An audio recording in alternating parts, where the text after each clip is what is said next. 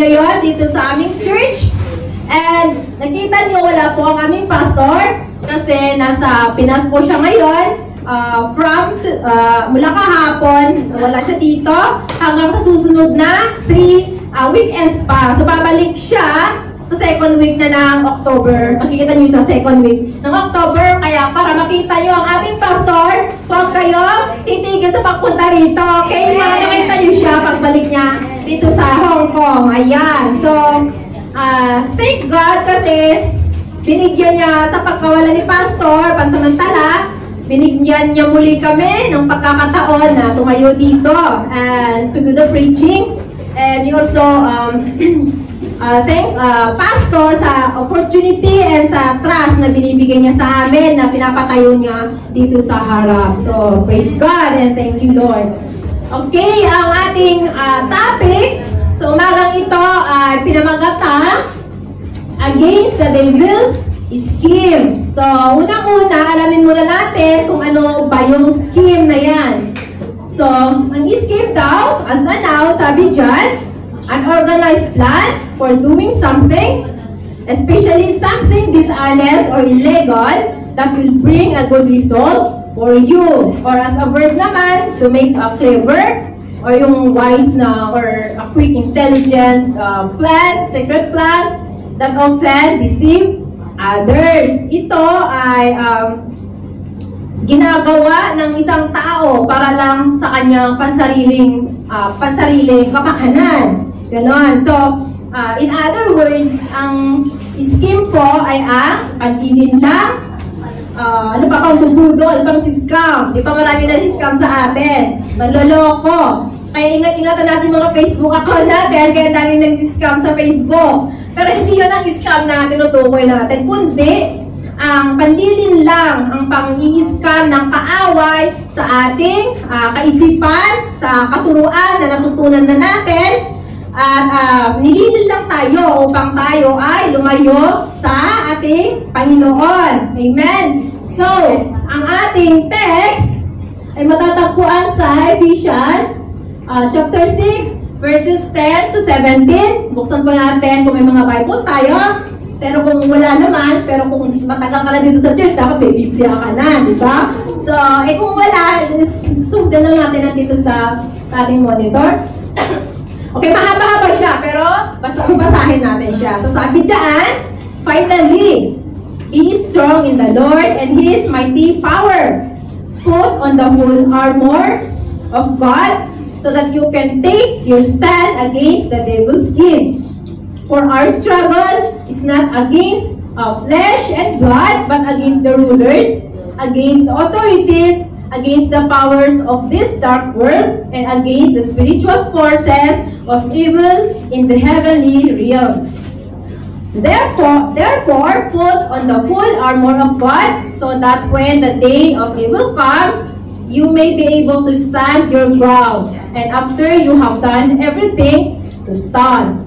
Stand firm then, with the belt of truth buckled around your waist, with the breastplate of righteousness in place, and with your feet fitted with the readiness that comes from the gospel of peace.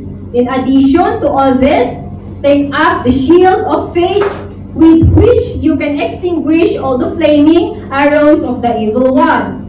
Take the helmet of salvation and the sword of the Spirit, which is the word of God. Amen. Hallelujah.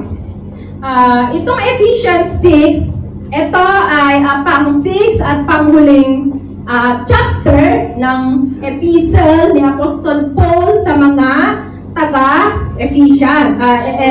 Ephesians, sila ay mga tinatawag na Ephesians. So, ito sa sa New Testament. And traditionally, pinaniniwalaan at si Paul, Apostle Paul mismo, ang nagsabi na he was in prison while writing this one. So, pinaniniwalaan na siya ay nasa prison, nakakulong siya nung time na ginagawa niya ito, letter na ito. So, pero nung kasi nakakulong nakakulong siya, hindi naman siya yung kinukulong na ano talaga, sarado talaga sarado. Kundi pwede siyang makatanggap ng bisita at pwede rin siya mag-teach ng gospel doon sa loob ng kulungan. Ayan. So, ano ba yung ito pala ay kabilang nga doon sa sinulat niya para sa mga Kristiyano on how to live their lives as Christian sa kanilang yung responsibilidad nila sa kanilang household. So, isa ito sa dun sa chapter na yon. And then, at kung paano lalabanan ang spiritual, paano lumaban against spiritual forces. Kanina, nabanggit natin yung spiritual warfare. Ano nga ba yung spiritual warfare na tinatawag dyan? Ito yung panlalaban natin sa gawa ng kaaway every time or whenever na he tries to keep us away from the Lord. So, at ang goal natin for this spiritual warfare is to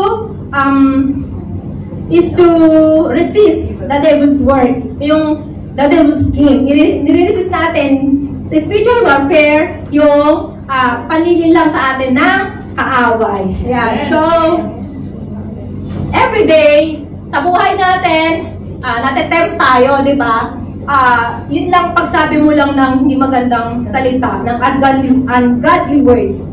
Kapag dinadabugan mo yung amo mo, sinisimangutan mo siya, pinapagalitan mo yung alaga mo, di ba? Inano tayo ng kaaway nun, gawin ng kaaway, di ba? Hindi tayo, nagdidisobey tayo sa kanya, natatakot tayo, mga bagay na hindi naman katakot-takot, pero nag-worry tayo, at marami pang iba. Kasi gusto natin o hindi, araw-araw, minuminuto ng ating buhay ay nagkakasala tayo. Ang pagkakasala, hindi lang sa gawa yan. Nagkakasala tayo sa mga isip pa lang or sa iniisip sinasabi, nagkakasala tayo doon. Tama yan natin yun.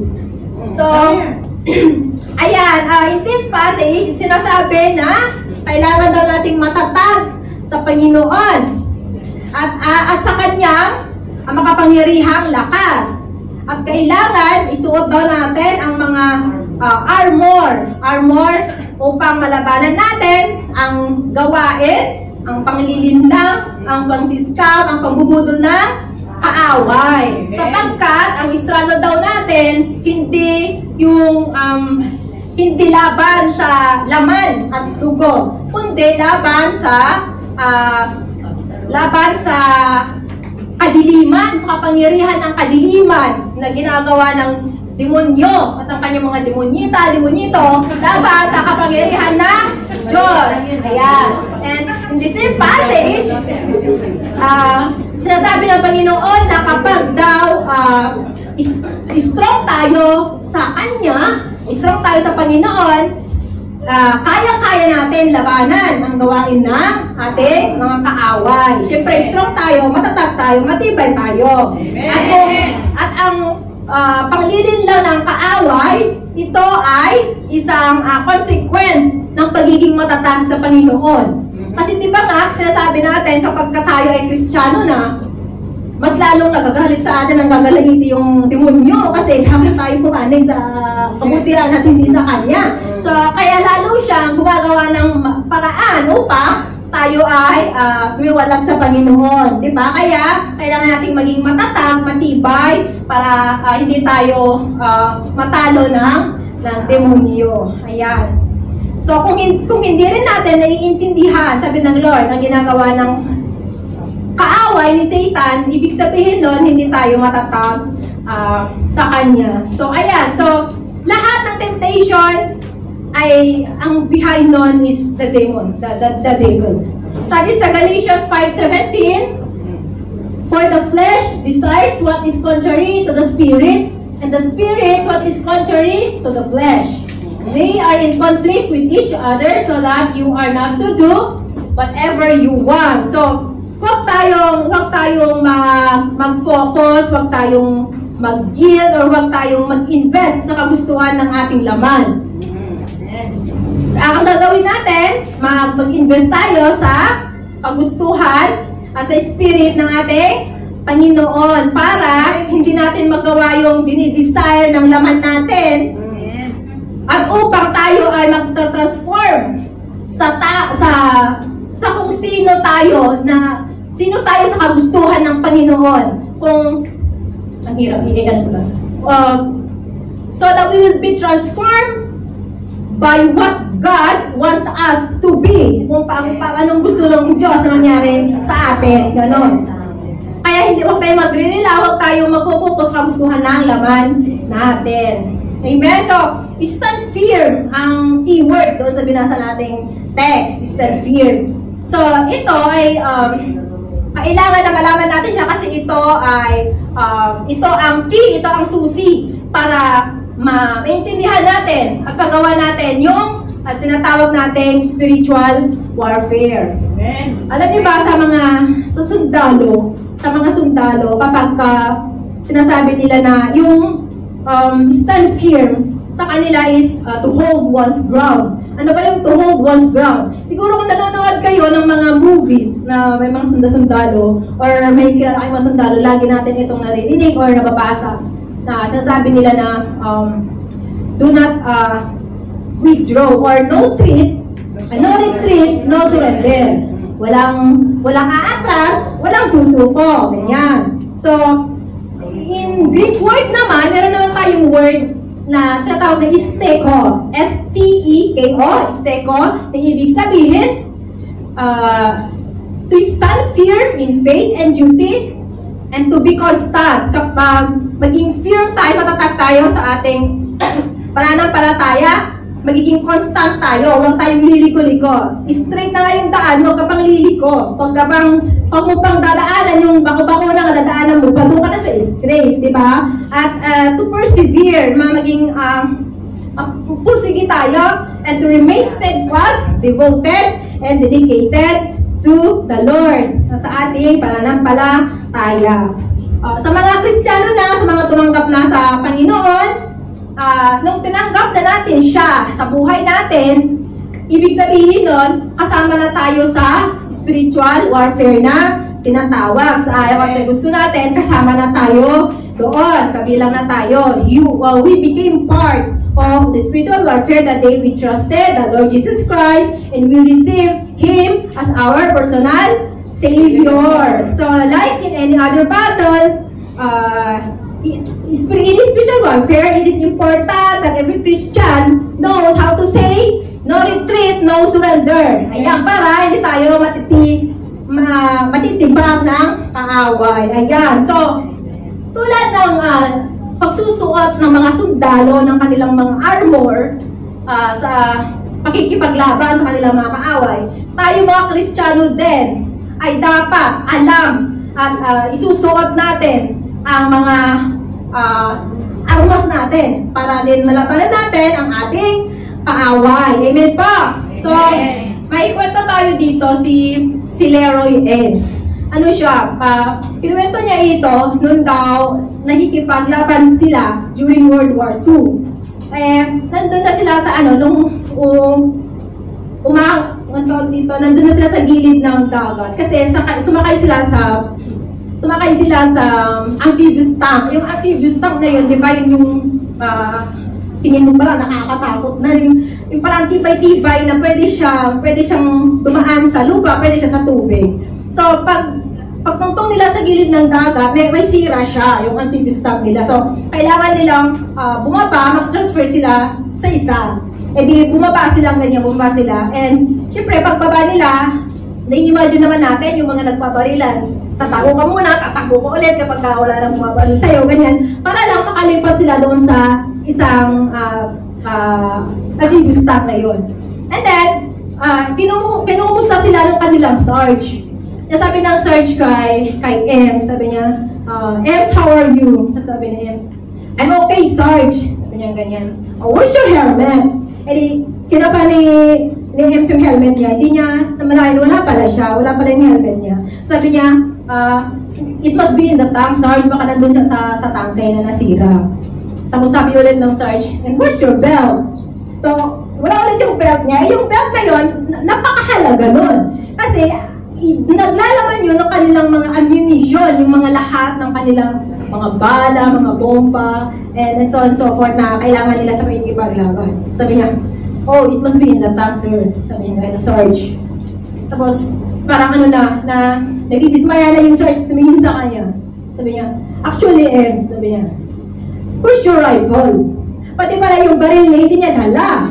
Kasi sabi ni Ems, siguro sa pagmamadali nilang lumipat, siguro talon na sila agad kasi nung nasira, nalilipat sila, tumalon agad, nakalimutan niya yung mga dala-dala niya, yung mga baril niya, helmet niya, and yung belt niya. So sabi niya, para akong naggamit ng isang pupunta lamang maglalaro ng basketball or volleyball, sabi niya, na nagsuot lang siya ng jersey, nagsuot ng short, sapatos, malis na, or maglaro ng basketball sa basketball court. Diba? So, this story reveals the truth about the modern church na most of us Christian, nakakalimutan natin ng pagiging Kristiyano ay hindi ito isang laruan lamang, kundi ito ay isang battlefield na araw-araw kailangan natin lumalaban para sa ating pananampalataya. Lalaban tayo para sa ating buhay. Amen po. So, ang pagiging Kristiyano ay hindi ito, this is not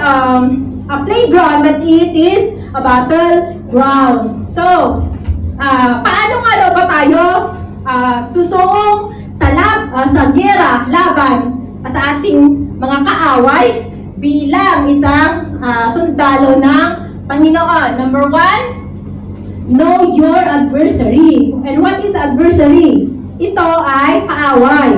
Alamin mo kung sino ang kaaway mo. Siyempre, sino bang pupunta sa gera na hindi mo kilala muna kung sino kaaway mo, di ba? E di, susugod ka agad-agad. Ang ending nun, nagkikipaglaban ka lang sa mga kakampi mo pala kasi hindi mo kilala yung kaaway mo. So, kailangan kilalanin muna natin kung sino ang kaaway natin bago tayo susuong sa laban. So, sabi sa 1 Peter 5:8, be alert and of sober mind. Your enemy, the devil, prowls around like a roaring lion looking for someone to devour. So, imagine na lang natin kung paano ginagawa ng lion na nagtatanyan siya. Nagtitingin siya kung sino pwede niyang kainin dyan. So, ganyan daw. Gaganyan pa siya. Umaaling ang mga ganyan.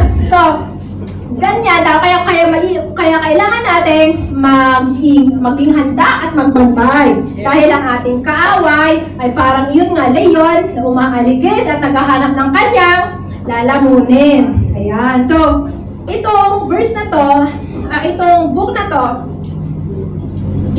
sinulat ni Peter kasi he noticed that Christians during his time ay dumadaan sila ng mga challenges, mga pagsubok dahil nga sa pag-spread nila ng Word of God. Nakaka-relate no si Peter kasi siya mismo naranasan niya sa sarili niya na hindi lang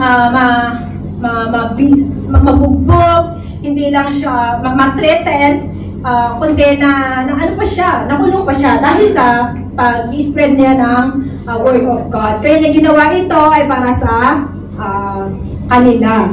Ayun nga na ang ating kaaway ay desires to devour us nga.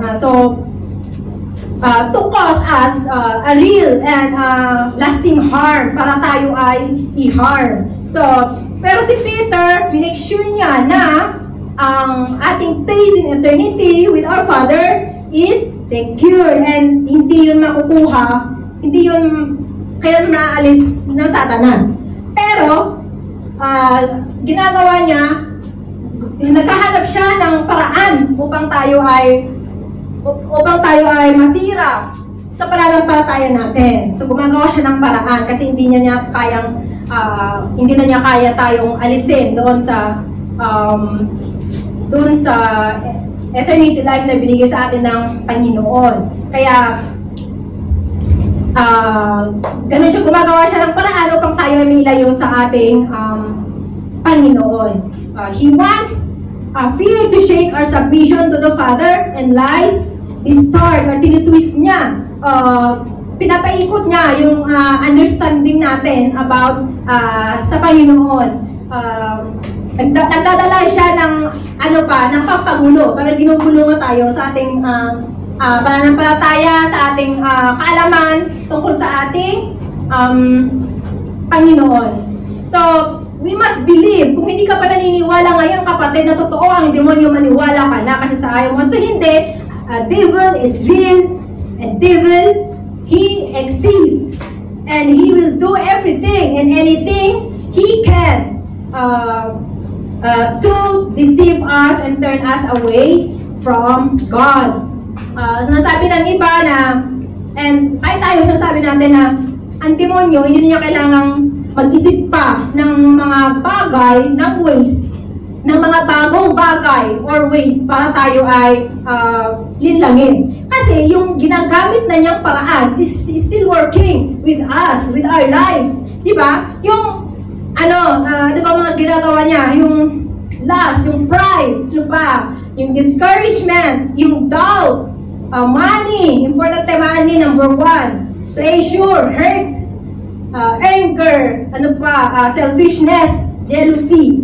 So, yun ang mga ilan lamang sa ginagamit ng kaaway para tayo ay ilayo sa ating Panginoon. So, hindi nyo kailangan kasi, tingnan mo nga yung dati kong ginagawa, tingnan mo sila, ginagawa nila eh.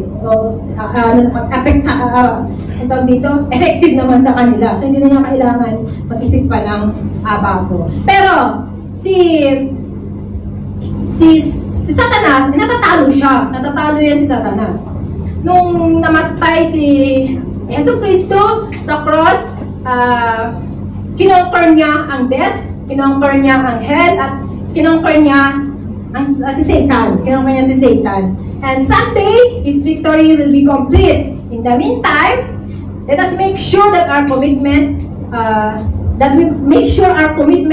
to Christ and turn to Him every day for the strength that we need.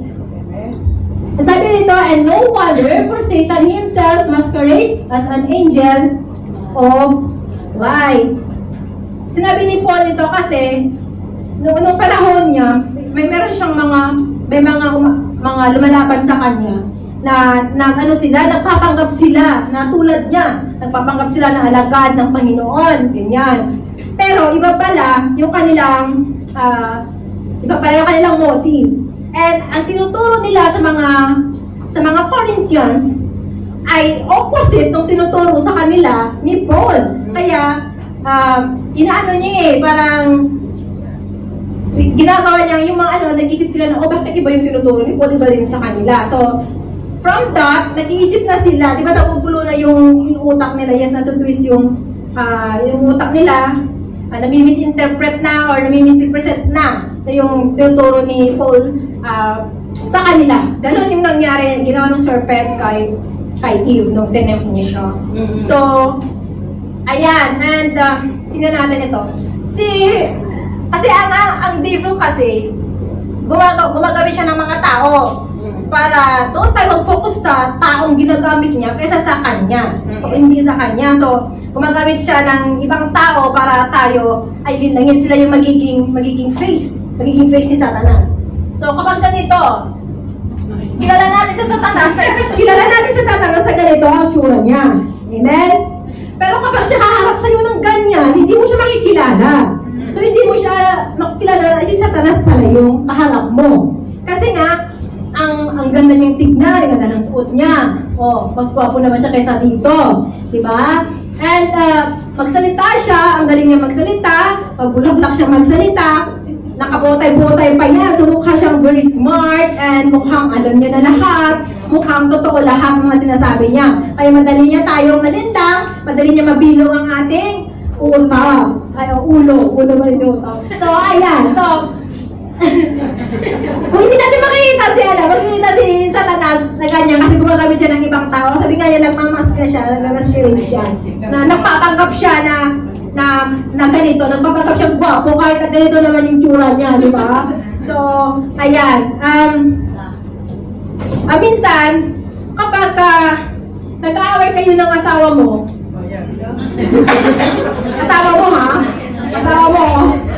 tapos, tawag dito. Nag-aaway kayo ng bagay, ng mga bagay-bagay, nag-argue kayo ng mga bagay-bagay na wala namang kabuluhan, yung kahit na marites lang siya, minamarites lang, pero akala mo totoo, kaya nag-aaway kayo at hahantong pa yun sa magsasakitan kayong dalawa mag-asawa.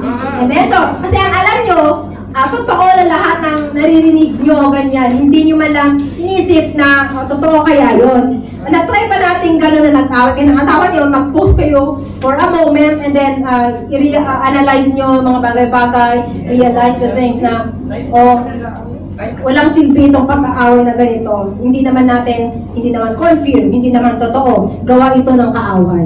Gawa ito ng kaaway. Para lamang sirain ang relasyon nyo ng asawa mo at ng inyong pamilya. Ay mga kapatid, hindi lahat ng pag-aaway may makabuluhan yan. Isipin mo muna kung yung pag-aaway nyo ba ay worth it ba ng pag-awayan nyo yung bagay na gano'n. Isipin nyo muna kung totoo siya, kung worth it ba siya. I-analyze things. Ayan. So, kasi mga bagay-bagay ginagawa ng kaaway para sirain lang yung pamilya nyo, yung relasyon nyo ng asawa nyo at ng mga anak nyo. Ayan.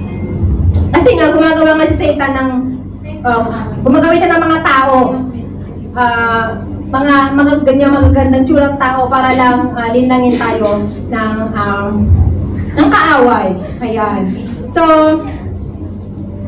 sabi dito sa Ephesians 4:14, then we will no longer be in fights, tossed back and forth by the waves, and blown here and there by every wind of teaching and by the cunning and craftiness of people in their deceitful scheming. So, kapag ang matured Christian, ang ano nito, ang positive side ng matured Christian ka na, hindi ka na madaling matrip, hindi ka na madaling malinlang ng kaaway. Amen? Pero kapag ka baby ka pa, bago ka pang Kristiyano or kinikilala mo pa lang ang Panginoon, lalong-lalo na ang hindi mo na tinanggap sa buhay mo, ay madali ka talagang malinlang ng kaaway. So kung anong sinabi dito sa'yo, oo ka na lang ng oo, sinabi dito, oo ka na lang ng oo. Kasi nga, hindi mo pa alam ang totoo, hindi mo pa alam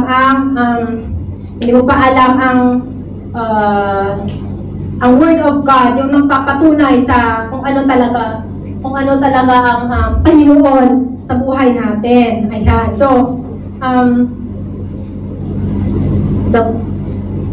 para hindi tayo malinlang sa mga false teaching. Kasi ang dami-dami diyan. Di ba tayo rin tayo na ang dami-daming sa atin nagtiteach sa atin ng mga ganitong katuruan, pero syempre nung hindi pa tayo naniniwala, hindi pa tayo nakakommit sa Panginoon as bilang isang Kristiyano, di ba kung ano na lang marinig mo, ganyan-ganyan lang tayo. Kasi hindi pa natin naiintindihan, hindi pa natin alam ang nangyayari. So, eto, kapag nakikita natin ito, picture na to, ano agad pumapasok sa isip natin? Eva. Tapos, ahas. Tapos yung apple. Diba? Tama naman. Sabi ko kanina, noon pa lang, kilay is life na. Nare-represent lang yan, pero hindi naman yung totoo na kilay-kilay. So, ayan, pag nakita natin ito, alalagad natin na ito ang root cause, ito ang punot-dulo ng lahat ng kasamahang nangyayari sa ating mundo ngayon. Kasi kung wala yung ahas na yan at hindi na-deceive si Eva, di sana hayahay tayo ngayon, walang kasamaan sa mundo, nabubuhay tayo kasama ang ating Panginoon. Ayan, so, yun ngayon kasi, si Satan, sinabi na nga ng Panginoon kay Eva, di ba, na huwag silang kumain sila lahat. Pwede silang kumain lahat ng bunga ng puno nandun sa garden na yon, maliban lang sa isa. Tapos sabi naman ni Satan sa kanya, really? Sabi sa'yo yan ng Panginoon? Sabi niya, oo, mamamaganda kami pagkakainin namin itong bunga nito. Sabi niya, hindi totoo. Kapag kakainin niyo ito, magiging katulad niyo siya, mabubuksan ng iyong mga mata. Sabi niya, magiging ganun din kayo makapangyarihan sa kanya. Sabi niya. Siyempre, ito naman si Eva, sabi niya, oo nga, kaya siguro ayaw niya tayong kumain kasi nga ayaw niyang malamangan siya, ayaw niya maging katulad namin siya. So, diyan nagsimula na na-deceive na si Eva at naging, ayun na, ang kasalanan na dito sa mundo ngayon. So, ayan siya. So, ano niya, nag-doubt siya. Nag-doubt siya sa sinabi ng Panginoon na pinaniwalaan niya yung sinabi ng serpent. Ayan. So, ang kanina, number 1, kung paano tayo magkikipaglaban sa kaaway as God soldiers, sabi niya, know your adversary. At kilalanin natin ang ating kaaway. Ang number 2, pick your weaponry. Ano yung weapons, mga armas natin. So sabi sa 2 Corinthians 10:4-5, the weapons we fight with are not the weapons of the world. On the contrary, they have divine power to demolish strongholds. We demolish arguments and every pretension that sets itself up against the knowledge of God, and we take captive every thought to make it obedient to Christ.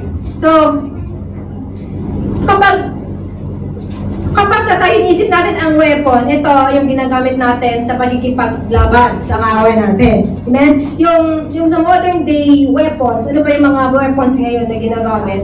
Mga baril, mga bomba, ano pa, yung mga ibang ginagamit. Ganon. Pero yung kapanahunan naman ni Apostle Paul, yung mga weapons nila doon, yung mga primitive, yung mga kagamitan ng panahon. Mga sword, mga pana, ganyan. Pero, but the understanding of physical weaponry is clear either way. Ang sinasabi ni Paul dito ay hindi natin kailangan yung mga sandata na yun. Bakit? Hindi kasi tayo makikipaglaban physically. Hindi natin kailangan ng pambaril kay Satanas. Ang kailangan natin, ang panlaban sa kanya, spiritually. So, to fight a spiritual battle requires spiritual weapons. So, those weapons come through God and are used to bring down the enemy's strongholds. So, power comes to the believer as he or she relies upon the Spirit. Ano daw itong mga weapon na ito? Ito ay prayer and reading God's Word. So, if we pick these weapons regularly, we are going to see victory sa buhay natin. Kung lagi natin itong ginagawa, lagi tayong nagbabasa ng salita ng Panginoon, lagi tayong nagpe-pray, syempre, malalabanan natin ang ating kaaway. May victory sa buhay natin. And then, kasi kahit na gaano pa katibay ang kalaban natin, hindi niya mamamatch. Ano ba sa Tagalog yung mamamatch? Hindi niya magiging ka-level yung power ng prayer at yung Word of God. Amen po? So, kailangan natin ang prayer sa buhay natin and reading the Word of God. Ito, that the enemy's tactics have been and always will be to get mankind to doubt God. Ayun nga yung kanina na nagbibigay si Satanas ng yung paraan para mag-doubt tayo sa Panginoon. Mag-doubt tayo sa kakayahan ng Panginoon. Mag-doubt tayo sa kung anong nalalaman natin patungkol sa Panginoon. Kasi nga, mapadlin lang nga siya. Mapadlin lang siya. Pero, diba, to be honest, hindi na kailangan din ni Satan ng mag-work hard, ng magtrabaho ng yung grabehang trabaho. Kasi, sa mundo ba lang natin, kahit dito na lang sa Hong Kong, sabihin mo na lang, ang dami ng pagkakalaban sa kagustuhan ng Panginoon. So, how much more sa buong mundo na. So, hindi na kailangan ni Satan na mag-drag ng mga tao para kalabanan ng Panginoon kasi marami na. So, tayo na nakakakilala sa Panginoon, kailangan din natin ipaglaban ang ating pananampalataya, ipaglaban kung sino ang ating Diyos na sinasamba. Ayan. Kasi nga, tinutwist ng demonyo ang mga isip natin. Yung mga tao na tinutwist niya ng isip at yung na-deceive na yung mga heart nila. So sabi dito, what the enemy fears the most is a believer who understands the power and authority they have in Christ. So, Satan, he can do anything and everything he can in his power to deceive us. Right? Pero kung tayo mismo, sa sarili natin, kasi ang pinifear ni Satan ay pinifear niya na ang tawag ito, yung pinifear niya na hindi tayo pumalig sa kanya kasi nga maging matatag tayo doon sa paniniwala natin sa Panginoon. So, kung ano yung authority ng Panginoon sa ating buhay, ni Jesus Christ sa buhay natin. So, kung hindi natin hahayaan sa Satanas na pumasok sa buhay natin, iyon ang kanyang greatest fear, na hindi tayo pumalig sa kanya. Kaya kailangan, kahit may konting butas lang dyan sa pinto ng buhay natin, huwag nating hayaan niya na nakabukas kahit konti lang para hindi siya makapasok, hindi siya mag-take over sa buhay natin. Amen po? Amen. Sabi sa Ephesians 6:16, in addition to all this, take up the shield of faith with which you can extinguish all the flaming arrows of the evil one. So, noong unang panahon, di ba, ang isa sa kalasag, yung isa sa armor nila, yung kalasag, yung shield, di ba? Kalasag ang tawag doon. Kasi ang mga, di ba nga, yung mga sandata nila doon, yung mga arrow, yung maganda siyang pang-block, para hindi sila magtamaan, ganyan. Pero ngayon naman, di ba meron pa rin gano'n, mga ginagamit ng pulis, kapag nakita natin pag may nagra-rally, nag-ganyan, gamit ng mga pulis yung ganyan. Pero noon yun talaga, isa sa mahalagang weapon nila. Ngayon may mga baril na kasi minsan kahit nagamit mo yung kapag may baril, hindi ka rin secure. So, ayun, nung unang panahon, gano'n yung importante na panlaban sa kanila. Kasi yun, hindi lang sarili mo ang napoprotect nun. Kasi, kung yung kayo ay ilan kayo na may hawak-hawak na gano'n, tapos magkadikit-dikit kayo, di ba, na marami yung siyang napoprotektahan, marami siyang napoprotektahan. Sila ay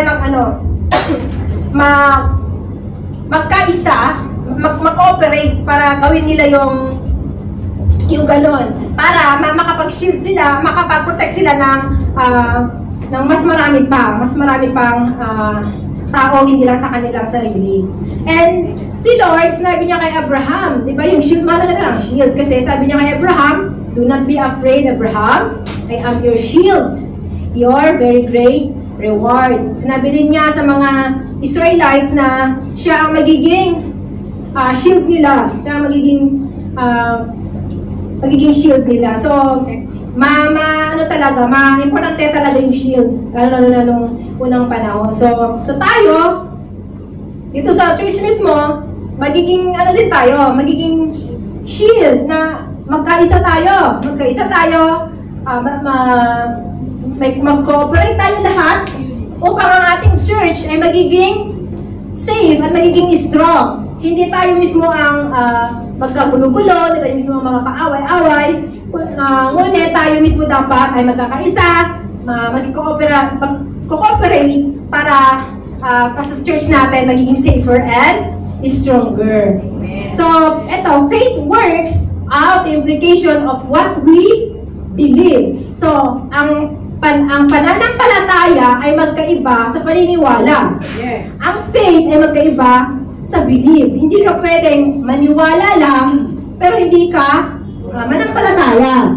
So, kailangan, kapag naniniwala ka, kailangan isabuhay mo kung ano yung pinaniniwalaan mo. Kasi iyon ay ang pananampalataya sa ating Panginoon. Amen. Ayan. So, we should not lose sight of the idea that we are to take hold, or we are to become strong and established of faith. So, exercising faith is a major part of being a Christian. Of course, hindi naman tayo maging Kristiyano kung hindi tayo nananampalataya. Yes. Amen? Kasi nananampalataya tayo, kaya tayo nagiging Kristiyano. So, it is what we do to depend on God rather than ourselves. So, kapag tayo ay nananampalataya sa Panginoon, nagdedepende tayo sa kakayahan niya kaysa sa kakayahan natin. Kasi, wala naman tayong ang magagawa kung walang ating Panginoon. So we cannot fight the devil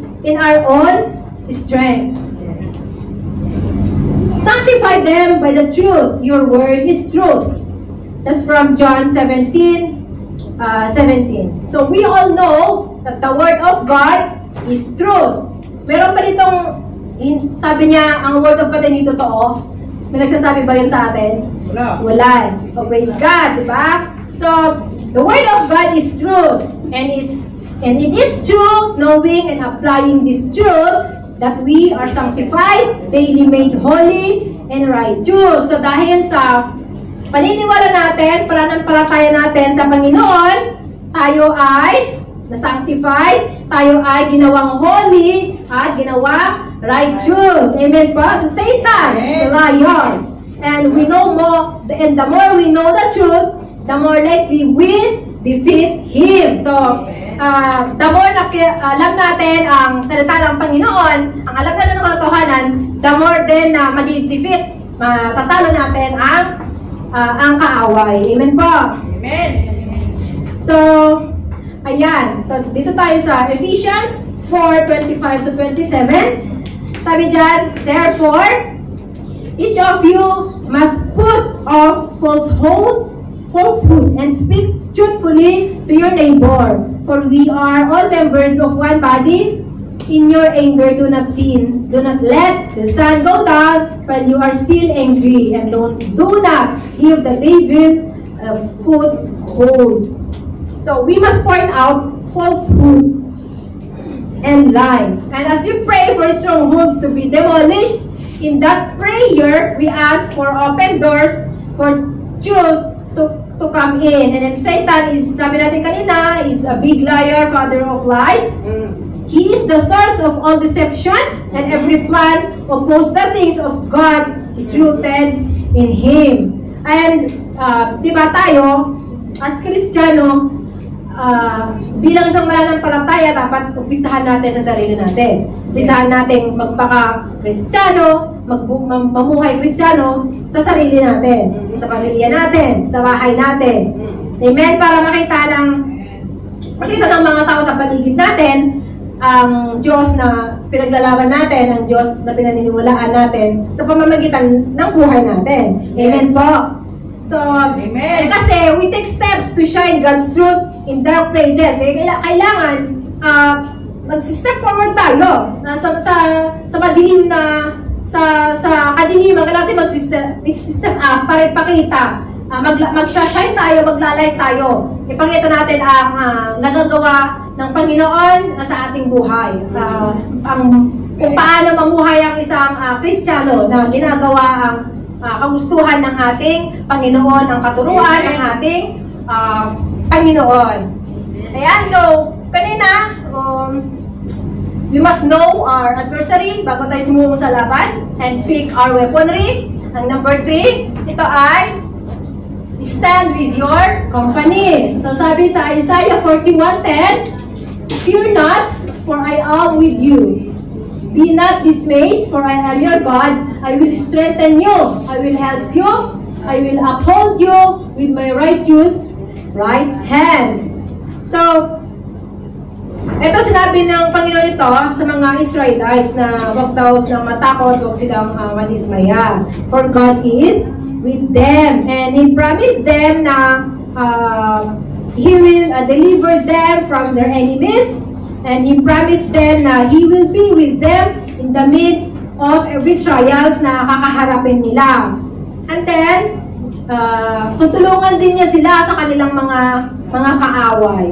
So, yung righteous right hand doon, ito ay metaphor for God's power, authority, and blessing. So, kapag sinabi ng Panginoon sa iyo na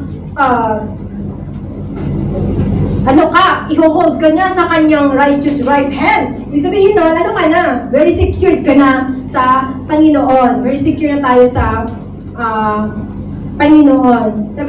Sabi dito, when God speaks of holding His people up with His righteous right hand, He is saying that He will use His power and authority and authority to deliver His people from the curse of sin and exile, and bless them with His presence and salvation.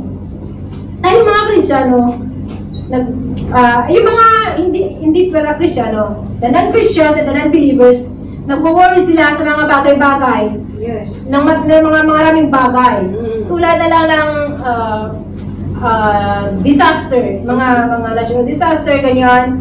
Ano pa bang wino-worry? Mga bagay-bagay na hindi naman ka-worry-worry. Pero sabi, kapag ikaw Kristiyano, hindi ka na nag-worry sa mga ganon. Kasi naniniwala ka na, the Lord, ano ginagawa ng Panginoon? Siya ang kasama natin, dinideliver tayo ng Panginoon sa lahat ng nangyayari sa buhay natin. Ayan. So, that Spirit is our comforter. So we can always turn to Him for help when we lose confidence in what's happening around us. And when we do turn to God, He is overjoyed to strengthen us. So ang Panginoon, kapag lalapit tayo sa Kanya, masaya siya. Open arms siya, welcome tayo, tatanggapin tayo. And He will strengthen us. And Jesus, His righteous right hand, helps us every day. But sometimes we forget or lose our belief and become dismayed. So when this happens, we need to practice turning to God, pabalik tayo sa Panginoon, and alalahanin natin yung pagmamahal niya sa atin, and maniwala tayo na He is in control of everything. Amen. So sabi sa 1 Corinthians 15:58, therefore, my dear brothers and sisters, stand firm. Let nothing move you. Always give yourselves fully to the work of the Lord, because you know that your labor in the Lord is not in vain. So, paano nga ba mag-stand firm ng isang Kristiyano?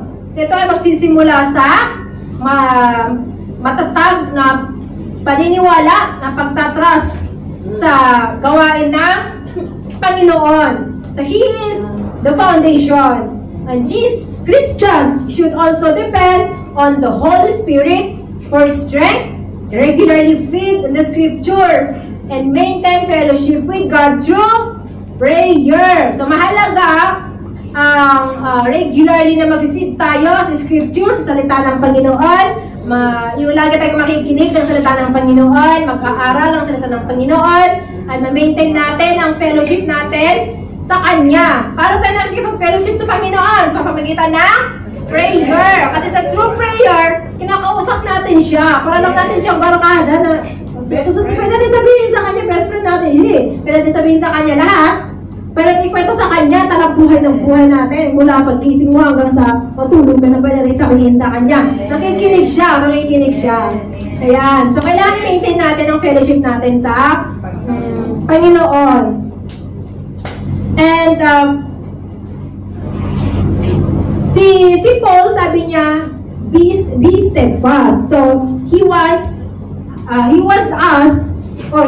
the Ephesians and the Corinthians to be faithful to the Lord, to His teaching about the Lord. He wants them to keep going. Sabi rin niya, be immovable pa.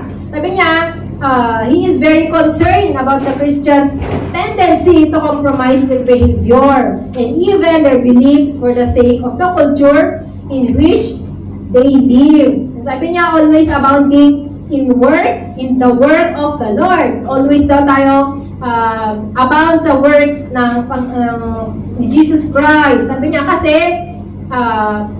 it is clear that God gives each believer ways in which to serve Him by serving each other in the church. And the Corinthians should be doing so with enthusiasm. So ito, sinasabi ni Paul sa mga Corinthians, sa mga taga-Corinth. But this applies sa buhay din natin at the present. And ano ba? So we are to work moreover with an eye on the reward. Hindi naman masama na magsilbi ka sa Panginoon para makatanggap tayo ng reward. Amen? So, syempre, nag-work tayo para ano bang reward na inaantay natin? Eternal life, di ba? Kasi kung hindi natin pagtrabahuan yun, hindi maiiwan tayo dito. Diba? Hindi tayo mapapasama sa ating kalahan ng Panginoon. So, si Moses, diba? Si Moses, apo siya ng Pharaoh. Apo siya ng Pharaoh sa Egypt. Diba? Anak siya ng daughter ng Pharaoh. So, kahit na gano'n, hindi siya namuhay na bilang yayamaning ako, prinsipe, nagbuhay prinsipe. Kasi alam niya na kapag nagawin niya, wala siyang magiging reward sa Panginoon. Hindi niya hinangad yung reward, yung kung anong meron na kayamanan sa Egypt. Ang hinangad niya, yung reward niya na matatanggap sa Panginoon. Kaya nagpakasakit siya kasama ang ibang tao sa Egypt at naging tulad niya sila para doon sa reward na hinihintay niya sa reward na gusto niyang makamit. And this concludes na our labor in the Lord will be remembered by Him. So, He will evaluate our labor. He regards it. Alalahanin niya yon at i-reward niya sa atin. I-reward niya sa atin yung reward na hinahangad natin. So, yung trabaho natin hindi lang yung mapupunta sa wala. Kasi yung Panginoon, nire-remember niya yun. Yes. So, in Ephesians 3:20, now to Him who is able to do immeasurably more than all we ask or imagine, according to His power that is at work between us. So, God means to accomplishing more than we can imagine comes through His strength. So, His work is done by the Holy Spirit's power within us rather than by our human strength. Kasi ang lakas natin, walang-wala naman yan sa lakas na meron ng ating Panginoon, ang kapangyarihan ng Holy Spirit. Amen po. And Jesus taught His apostles, the Spirit indeed is willing, but the flesh is weak. So, marupok tayo marupok ang ating laban. Marurupok. So, kailangan natin magpakatibay sa Espiritu. And, sabi yung sa kaninang text na binasa natin na dun sa be strong in the Lord, in His mighty power, this text teaches some crucial truths. Now, we can only stand strong in the Lord's power. It is God's armor that protects us. And our battle is ultimately against spiritual forces of evil in the world. So, ano ba ang para malabanan natin ang ating kaaway, we are to know the truth. Believe the truth. Kailangan malaman natin ang katotohanan, maniwala tayo sa katotohanan, and speak the truth. Ipagsabi natin ang katotohanan. Amen po. Sa buhay natin ang katotohanan. We are to rest in the fact that we are declared righteous because of Christ's sacrifice for us. Dahil sa pagkamatay ng ating Panginoon sa cross ng Calvary, ginawa tayong righteous. Amen po. Ginawa tayong righteous ng ating Panginoon through His sacrifice. We are to proclaim the gospel no matter how much resistance we face. And we are not to waver in our faith, trusting God's promises no matter how strongly we are attacked. So, kung yung matatag na tayo Kristiyano, kahit nagkaano pang pang-aatake sa atin ng kalaban, may paglalaban natin ang ating paniniwala, may paglalaban natin ang Panginoon. Hindi tayo magpapatibag sa kaaway. Ayan. So, our ultimate defense is the assurance that we have of our salvation. An assurance that no spiritual force can take away. Our offensive weapon, anong offensive weapon natin? It is the Word of God, and not our own opinions and feelings. Our own opinions, mga opinion ko lang to. Sabi natin, it is not valid. Hindi yun valid para malaban natin ang kaaway. Kundi, ang offensive weapon natin is the Word of God. Ayan. So, a word of caution concerning spiritual warfare is in order. The name of Jesus is not a magic incantation or hindi siya chant that causes demons to flee from before us. Kasi si Michael Arcangel, hindi niya na-rebuke ang demonyo, ang kaaway niya, dun sa Jude 1:9, through his own lang, dun sa sarili niyang kayahan. Kasi sabi niya, the Lord rebuke you. So, the name of the Lord alone is so powerful. Amen? So, kailangan, alam natin kung paano bigkasin ang pangalan ng Panginoon. Amen po? Kasi bilang Kristiyano, we know who Jesus Christ is in our lives. Amen po? So, ang kanyang pangalan pa lang, malalabanan mo ang maaligid sa'yo dyan na may ganyan-ganyan. So, our focus should be on God, not demons. So, we speak to Him, not them. So, ang kausapin natin ng Panginoon, hindi demonyo. Amen? So,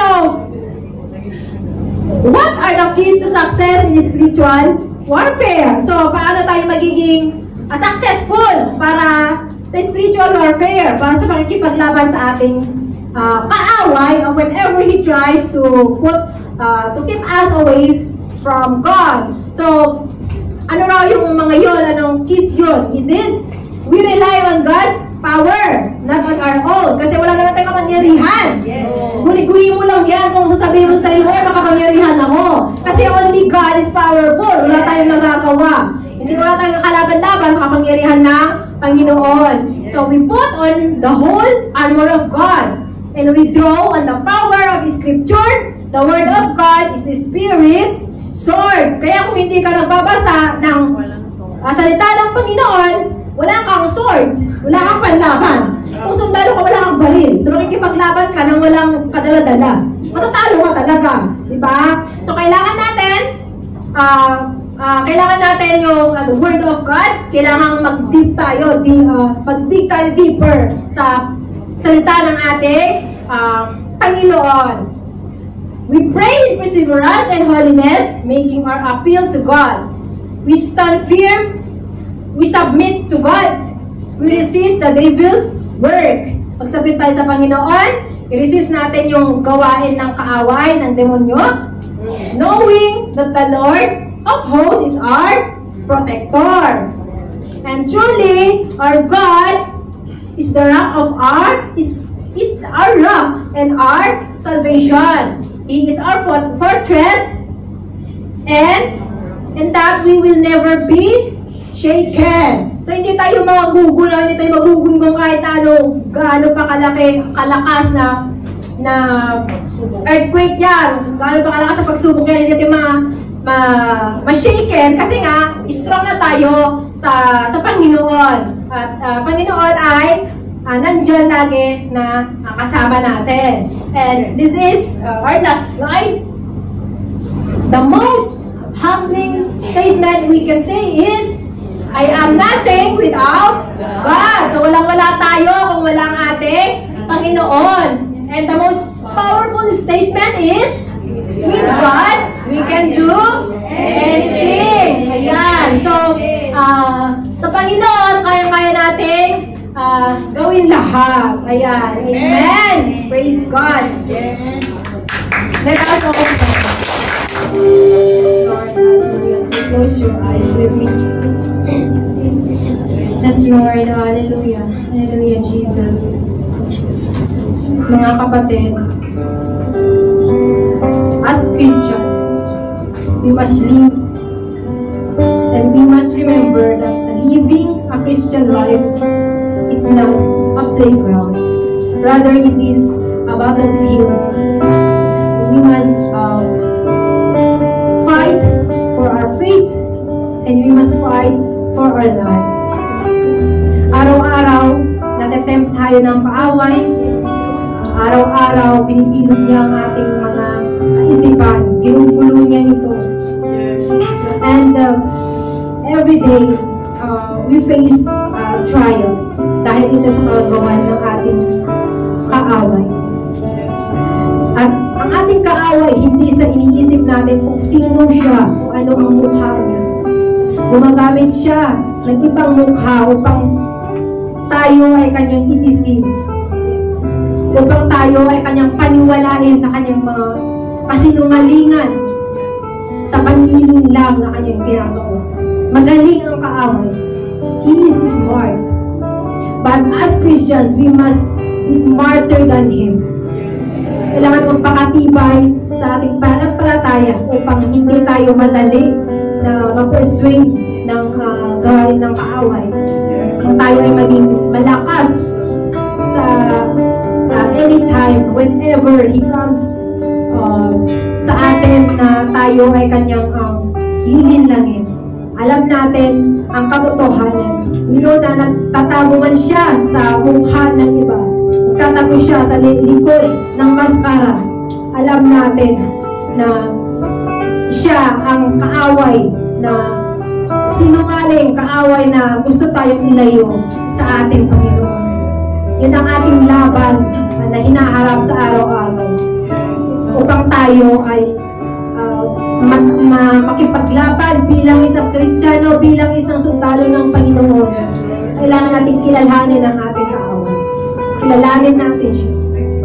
At kailangan din natin ipig ang ating weapons.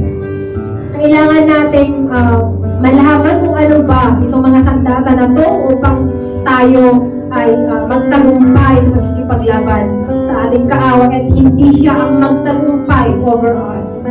And what are these weapons that we need, mga kapatid? Ito ay ang pagtibig sa pagsalita ng Panginoon. Kilalanin natin ang Panginoon. Alamin natin ang totoo. Ang totoo sa Panginoon. Kung ano ang ginagawa ng ating Panginoon sa buhay natin. And through daily fellowship with God. And the fellowship is through prayer. Kahit sa mga kapatid, hindi lang sa bago matulog at pagkagising ang pagkadasal. Ginagawa ito wherever and whenever you are na kailangan mo ng prayer. Kahit na saan ka kapatid, pwede kang mag-pray. Kailangan natin maging constant sa fellowship natin sa Panginoon. Kailangan natin magpursige para sa panalangin natin, pagdadasal natin sa Panginoon, at ang pagbabasa ng kanyang scripture para lumawak pa ang ating kaalaman. Patungkol sa kanya at hindi tayo madali na matalo ng ating kaaway.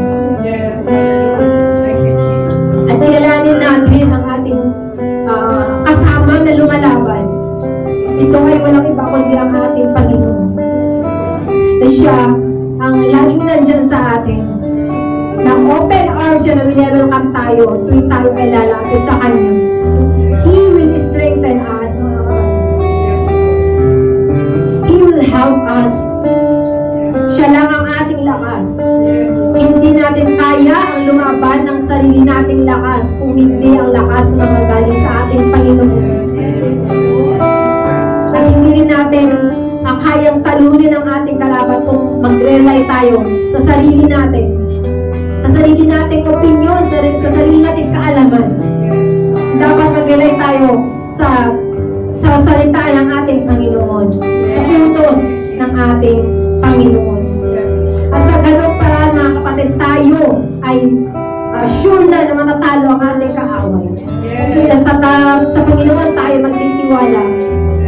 Hilip natin sa Kanya lahat ng ginagawa natin sa buhay. Siya ang uunahin natin. Magsiwala tayo sa Kanya ng buong buo. Lumakad tayo patungo sa Kanya ng straight at hindi tayo palilingon-lingon pa. Kasi alam na natin ang daan, alam na natin ang katotohanan. Hallelujah. Sa laban natin, for spiritual warfare, ang Diyos ang kasama natin. At huwag natin yun kalimutan. Siya lang ang makakasama natin sa bigbaang ito. Sa laban ito. Kasi hindi natin kailangan ng mga weapons to fight physically, but we need weapons, armors, full armors from God to fight spiritually. Hallelujah. Hallelujah. Huwag po tayo magpalinlang sa kaaway natin. kailangan natin mag-stand firm tulad ng ating napag-aralan. Kasi stand firm, maging matatag tayo sa ating pananampalataya, sa ating hallelujah. Hallelujah. May isa pa akong challenge sa mga bago po dito sa aming church.